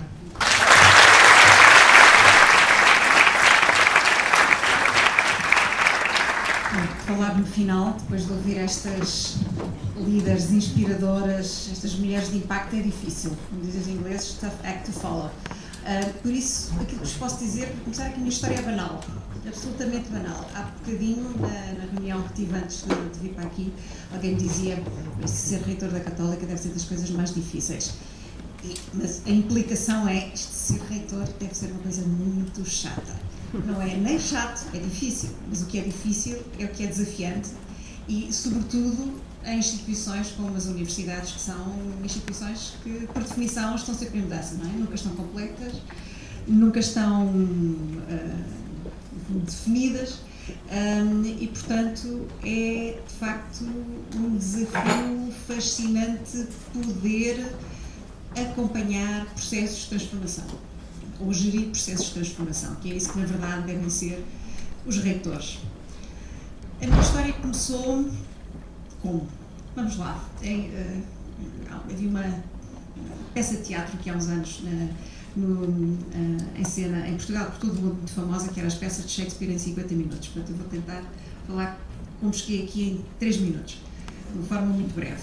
E eu devo dizer que, para mim, a origem foi a minha ida para Macau, não para Moçambique, mas para Macau, com o meu pai, que era militar, e de ter um contacto com uma realidade. Eu era 7 anos de idade, que era completamente diferente, radicalmente diferente de todo aquele ambiente em que eu vivia. Em primeiro lugar, a percentagem de pessoas que falavam português era reduzidíssima, Eu frequentava uma escola onde tínhamos 3 secções, secção portuguesa, inglesa e chinesa.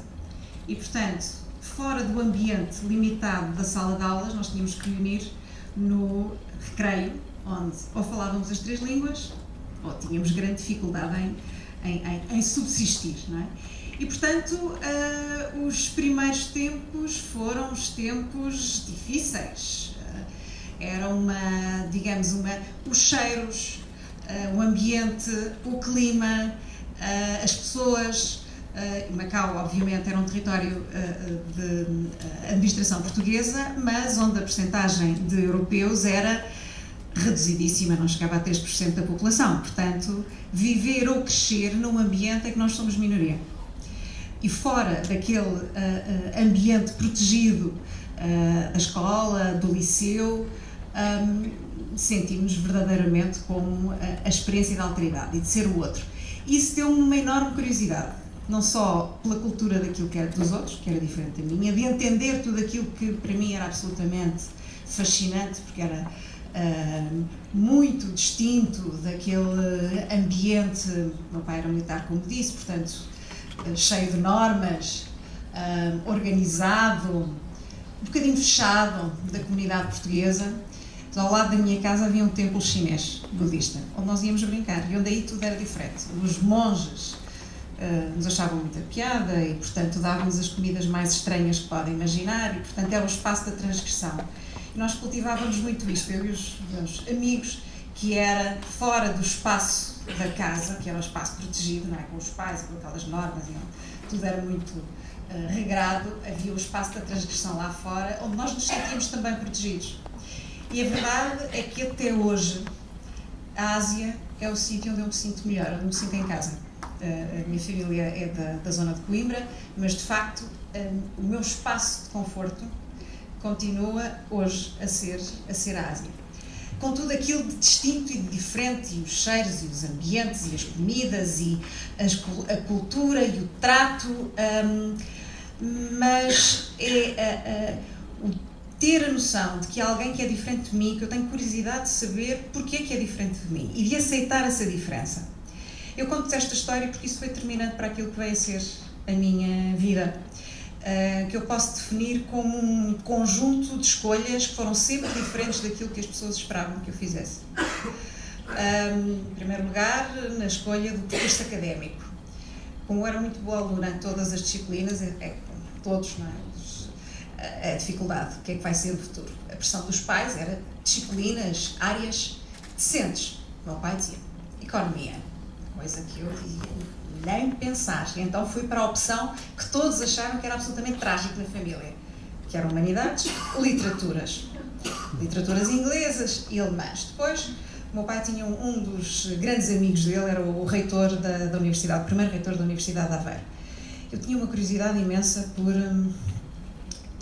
discutir o argumento menos consensual, sempre. Ele uma vez disse: tu tens espírito de investigadora. Eu sabia lá o que era ser investigadora, mas isto é capaz de ser uma coisa interessante. Ser investigadora deve ser alguém que faz perguntas, nunca consegue chegar a ter respostas, mas que faz muitas perguntas e continua a fazer perguntas. Eu gostei da ideia. Portanto, lá fiz o meu curso de letras. Quando chegou à altura em que todos os meus colegas estavam obcecados com o que vamos fazer profissionalmente, e havia a opção consensual, que era a educação. Foi numa altura em que houve uma reforma no ensino superior. Havia imensas manifestações por aí, final dos anos 80, o acesso às carreiras profissionais dos professores. Eu não queria isso. E, portanto, optei pela área de investigação, que era aquela que todos diziam que era a coisa mais desgraçada, não tinha futuro. Depois disso, optei por, então, continuar a carreira e fazê-la também na Alemanha. Das opções possíveis à minha frente, desenvolver, fazer o mestrado e depois abraçar o doutoramento na Alemanha era também aquela que era menos impensável. Lembro-me de uma das minhas professoras de faculdade, uma pessoa que eu adorava e gostava imenso, dizia assim: mas isso é absolutamente suicida.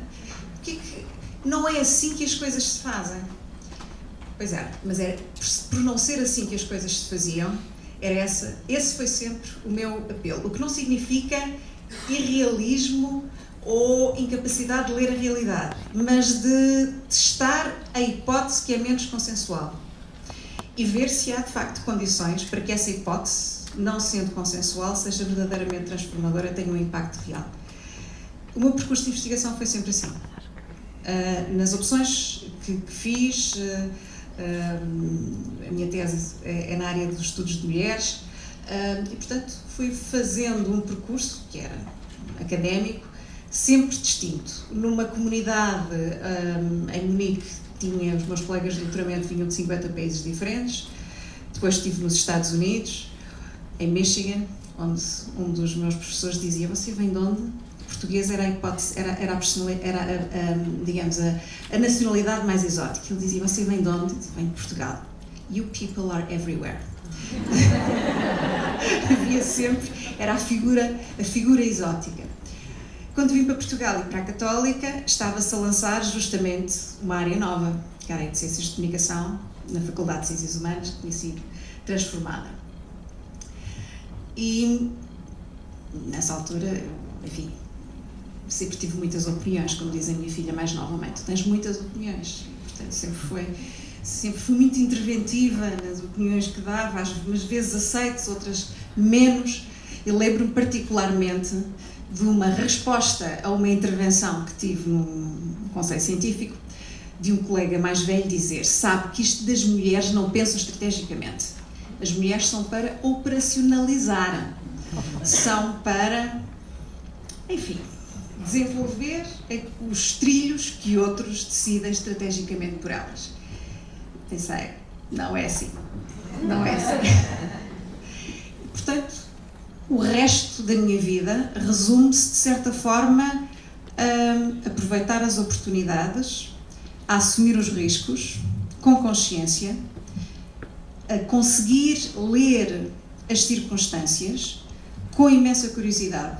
Quer dizer, não parto para um diálogo com a certeza, com a minha certeza, sempre aberta àquilo que é a certeza dos outros, mas não hesito em tomar uma decisão, porque no fim, sobretudo no cargo que ocupo, a decisão acaba, o ónus, a bem ou a mal, acaba por recair sobre o líder. A outra razão é que sempre gostei, e tal como a Rita dizia, lançar novos projetos. O fascínio do novo. Mas o fascínio do novo não se faz de uma forma individualista e singular. Faz-se com equipas. Eu tive o privilégio de trabalhar sempre com equipas excepcionais. De conseguir trabalhar e de reconhecer o talento de muitos jovens,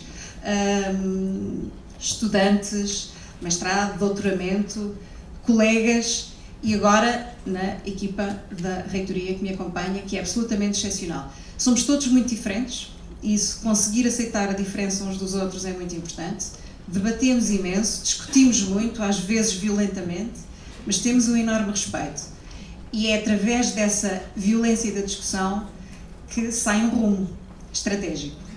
E, portanto, aqui estou para mostrar que as mulheres têm pensamento estratégico e que conseguem quando querem fazer a mudança.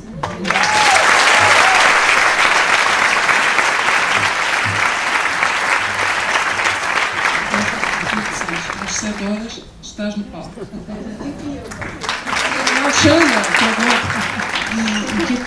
o Filipe, o professor Filipe Santos, agora de repente já posso largar rapidamente para o Filipe, é o responsável da Cátedra de Empreendedorismo Social aqui na Católica Lisbon, e é claramente uma aposta da Católica numa área determinante na transformação do mundo que todos sabemos e que urge. Não é? Portanto, é uma aposta clara nesta área do empreendedorismo social. E o objetivo da Cátedra é desenvolver a base dos conhecimentos, as ferramentas pedagógicas para sustentar o ecossistema da inovação social. Portanto, fazer com que Portugal acolha bem os empreendedores sociais, que os empreendedores sociais se sintam bem em Portugal para desenvolver os seus projetos com inovação e empreendedorismo. E de facto o Filipe é um dos académicos mais reconhecidos em todo o mundo nesta área.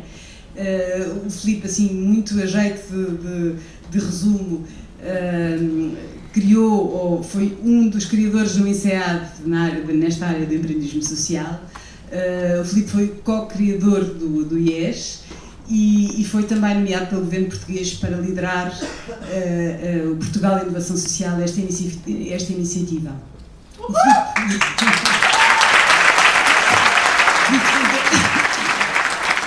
Filipe foi meu professor no INSEAD e foi um grande inspirador, porque de facto ele tem esta visão da importância de que o cidadão comum seja empreendedor e inovador para resolver os problemas de cada sociedade e que não devemos estar à espera de encontrar instituições, governos ou o que seja, e que o cidadão comum deve estar preparado para assumir. E, portanto, o Filipe, obviamente, está na gênese da Girl Move. Portanto, muito obrigada, Filipe.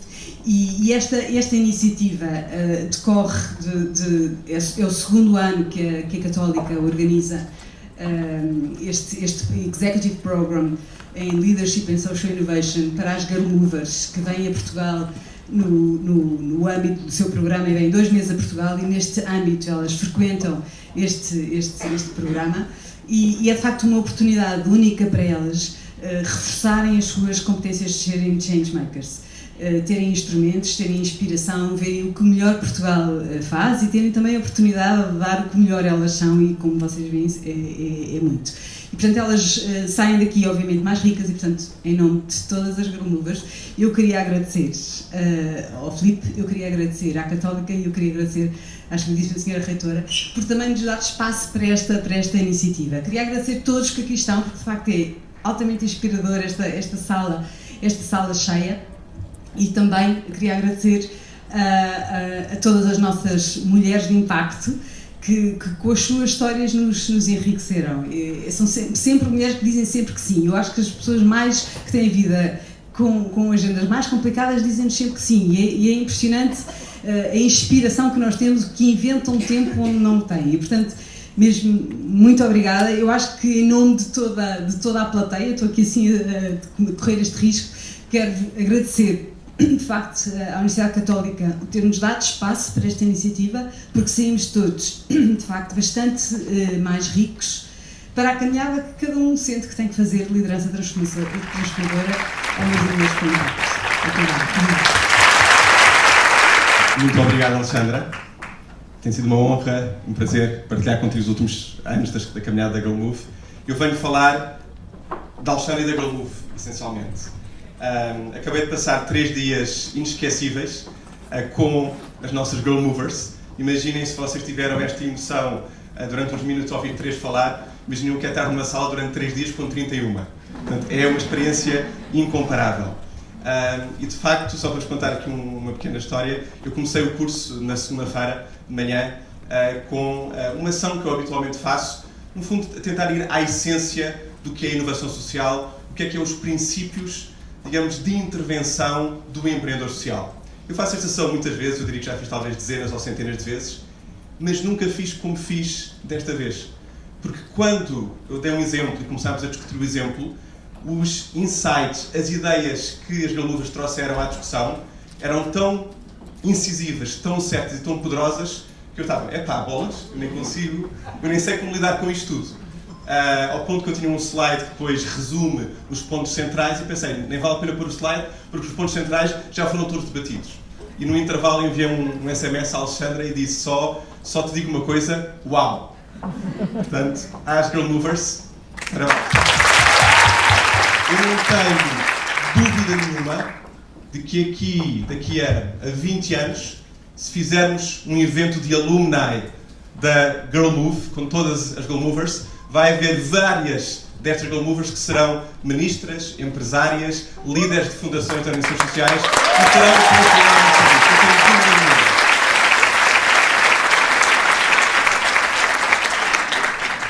E queria falar um pouco também do projeto da Girl Move. Eu tenho visto centenas de projetos de missão social em todo o mundo. E há 3 tipos de projetos.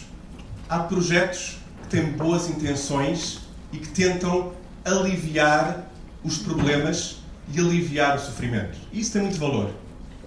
Há projetos que nós chamamos de empreendedorismo social que não se contentam com essa abordagem e tentam ir a fundo, perceber a causa dos problemas e tentar atacar as causas e não os sintomas para ter um impacto mais sustentável. E depois há um terceiro tipo de projetos, que são projetos verdadeiramente transformadores, que olham para o essencial a longo prazo e têm uma intuição do que é preciso mudar para mudar o sistema por completo e intervêm com essa mentalidade, com essa abordagem de transformação. E a Girl Move é um projeto desse terceiro tipo de projeto de transformação social. Eu acho que o Luís Amaral e a Alexandra Machado, fundadores do projeto há alguns anos, tiveram uma intuição, que eu diria, brilhante na sua simplicidade. E a intuição é que um país como Moçambique não se desenvolve com a exploração de recursos naturais. Fala-se muito do gás, do carvão e os grandes projetos que vêm para desenvolver Moçambique. Não vai ser por aí. Pode ajudar, pode prejudicar, mas não será por aí. Um país desenvolve-se não por explorar os recursos naturais, mas por explorar, por potenciar o seu capital humano. E eles perceberam que para transformar Moçambique é necessário começar por aí e começar por potenciar o capital humano que já existe e dar-lhe estes atributos de liderança, de empreendedorismo, de liderança pelo serviço, como também ouvimos hoje. E é esse o caminho verdadeiramente de transformação. Pode demorar 10 anos, pode demorar 15 anos, pode demorar 20 anos, mas vai certamente fazer diferença. E quando falamos em capital humano e empoderamento dos cidadãos empenhados e ativos, temos que falar das mulheres.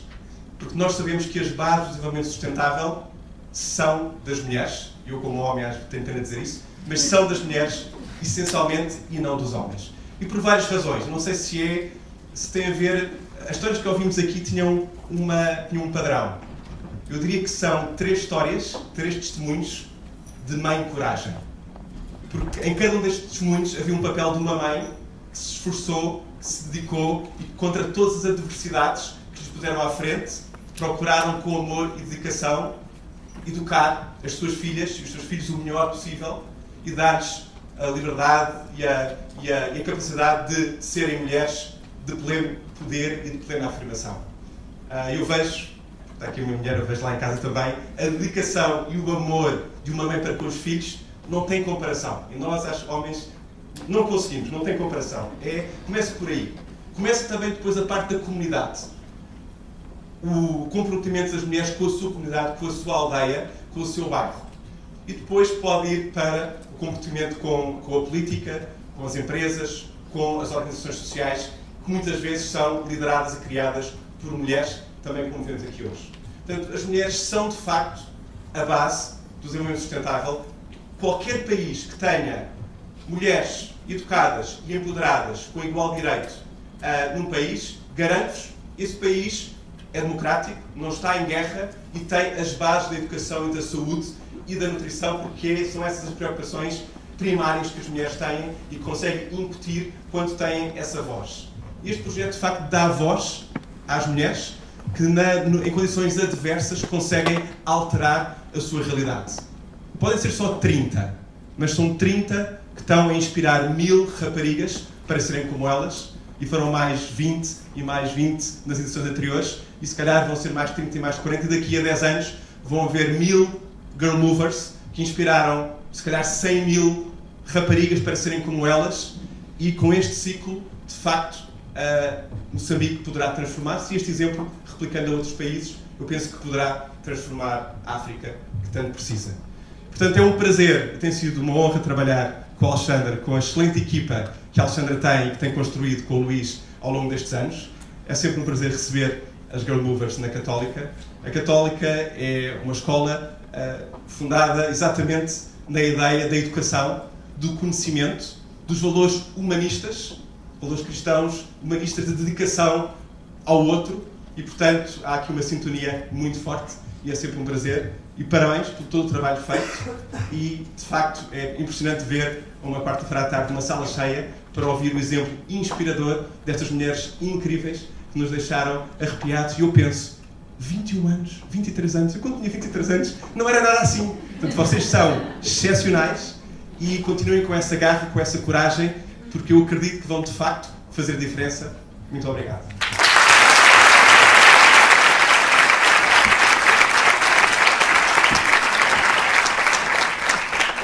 Nós aqui agradecemos, queria agradecer a este sonho que se tornou realidade, pela maneira como a Alexandra sonha e como conseguiu realizar e multiplicar os sonhos dos outros. Queria só fazer aqui 3 sublinhados em relação a cada uma das pessoas. Que vão-me sentar-se porque não se importa, depois não. Porque me dá mais jeito ler sem óculos quando estou no negócio. Então, a Vera queria agradecer ela ter começado com este sublinhado de não tomem como normal aquilo que sempre acontece. Uma coisa é estudar debaixo da árvore, como disse a Margarida bem, que é muito agradável e muito simpático. Outra coisa é ser forçado a ter aulas sempre sem condições nenhumas debaixo de uma árvore. E, portanto, há uma grande diferença entre isso. E aquilo que a Vera veio trazer foi esta necessidade de encontrar um propósito. Qual é o meu propósito, qual é a minha missão?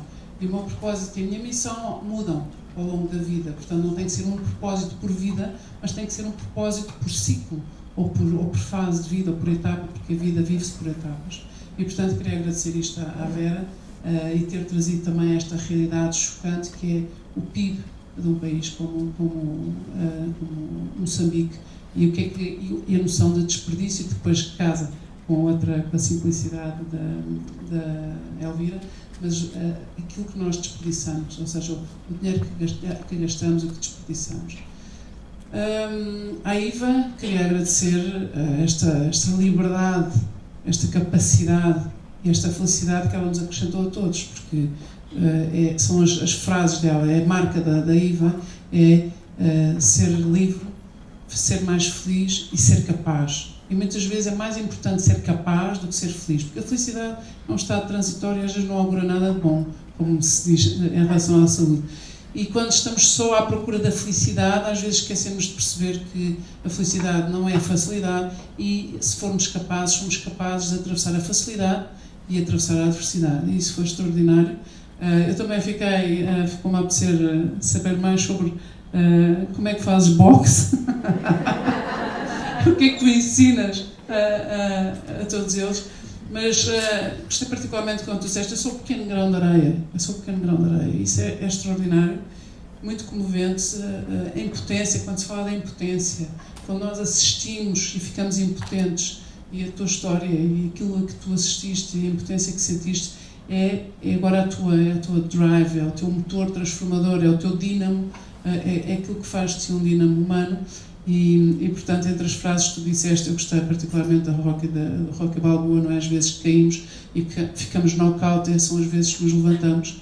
E já que estavas à procura de uma boa frase filosófica para começar, eu acho que boa tarde é a melhor frase para começar. E quando tu obrigas as pessoas a dizerem boa tarde, porque nós portugueses, vocês devem nos achar estranhíssimos, e não é só uma questão, é verdade. Agora vou-me virar para aqui. Vou-me virar para vocês. Não é só porque somos mais louros e mais louras e pele mais clara, é que parecemos parvos às vezes, porque as pessoas passam e não se falam, não se cumprimentam, não há ninguém na vossa terra. Okay? 30 pessoas aqui, aproveita porque estão 30 pessoas a fazer assim com a cabeça. E eu também acho que nós somos estranhíssimos, nós somos capazes de apanhar um elevador com 3 ou 4 pessoas e as pessoas não são transparentes, estão ali todas e olham para todo lado, menos para o outro que está em frente para dizer boa tarde, ou olá, ou como é que está. E, portanto, obrigada também por essa lição que vocês nos trazem e espero que não nos esqueçamos disso. E à Elvira, queria agradecer a simplicidade, o sublinhar da simplicidade. A simplicidade com que ela fala de uma mãe que é a mãe de desperdício zero. É a mãe que recria tudo e que ensina a fazer isso. E depois também a graça com que ela diz: eu era artista, era criativa. Eu pensei, ela é artista criativa, vou fazer pintora. Não, vou fazer química. É a última coisa que a pessoa pensa quando alguém diz que sou artista, tenho uma veia artística e vou para a química. Mas a verdade é que ela faz química. A verdade é que é através dessa química que ela altera não só substâncias, não só faz essa alquimia, mas é essa química que ela cria entre as pessoas, e todos nós nos relacionamos através da química, a química do amor, a química da paixão, a química do amor dos amigos, o encantamento, tudo isto é química humana, e portanto obrigada por essa química humana e por dizeres uma frase que eu acho extraordinária, que é: eu quero ser, eu quero criar a melhor imagem de mim mesmo. Isto comove-me até a melhor versão de mim mesmo, porque comove até a fibra mais sensível, porque nós temos vidas facilitadíssimas aqui. Os testemunhos de nós, os portugueses da metrópole, do continente, os que têm a pele mais clara, são testemunhos de uma... Nós vivemos vidas de milionários, de pessoas, as pessoas mais ricas do planeta somos nós, e não nos damos conta disso e passamos a vida a queixar-nos. E a adversidade com que vocês atravessam, e só ouvimos 3 histórias, mas há outras. Eu conheci o primeiro curso, e é absolutamente extraordinário. Por isso que eu digo que vocês são monumentos de coragem, são monumentos de coerência, são pessoas cujo pensamento pode ser conferido milimetricamente na ação diária, e é isso que nós queremos agradecer. E nesta matemática que o Filipe trouxe aqui, nesta matemática que vocês representam centenas e milhares, também as pessoas que aqui estiveram hoje, os homens são menos, mas são muito bons, que eu estive aqui a olhar e a perceber, estão muito bons e estrategicamente sentados, portanto não há nenhum sítio onde não haja um homem sentado. Mas, sobretudo, nesta matemática, eu olho para aqui e vejo, agora já não está completamente cheio, porque as horas foram passando, e há outros compromissos, e há vidas de família, mas estas pessoas que aqui estão influenciam, não são dezenas, nem centenas, nem milhares, são milhares de pessoas. E, portanto, aqui estiveram pessoas que, pelas vossas histórias, pela vossa ação, por todo este projeto do Girl Move, por todas as histórias que se contaram, as que vocês trouxeram e as que nós ouvimos, nossas, das nossas, todos nós influenciamos, no mínimo dos mínimos, ao longo de uma vida, no mínimo dos mínimos, 1000 pessoas. E influenciamos muito mais. Portanto, cabe-nos a nós agora ir para os nossos círculos e influenciar-nos positivamente, de forma resgatadora, como elas fizeram connosco. E, portanto, muito obrigada. Muitos parabéns por serem como são. Obrigada por serem como são e terem a idade que têm. Obrigada por estarem cá. Eu acho que para o ano vamos ter, não sei, dezenas, centenas de famílias que vos querem acolher. Portanto, a partir de agora eu acho que vai haver mais oferta do que procura. E queria só também chamar a atenção para um hino, que eu acho que o hino da Girl Move resume de uma forma maravilhosa e musical, e com esta potência com que vocês entram e saem de palco, entram e saem da nossa vida, e que ficam na nossa vida. Mesmo quando voltarem para o vosso país, vocês estão connosco, estão no nosso coração. Muito obrigada por serem quem são e como são. Girl Move é um movimento de mulheres pela mudança. Foi aqui que descobri e conheci o meu potencial.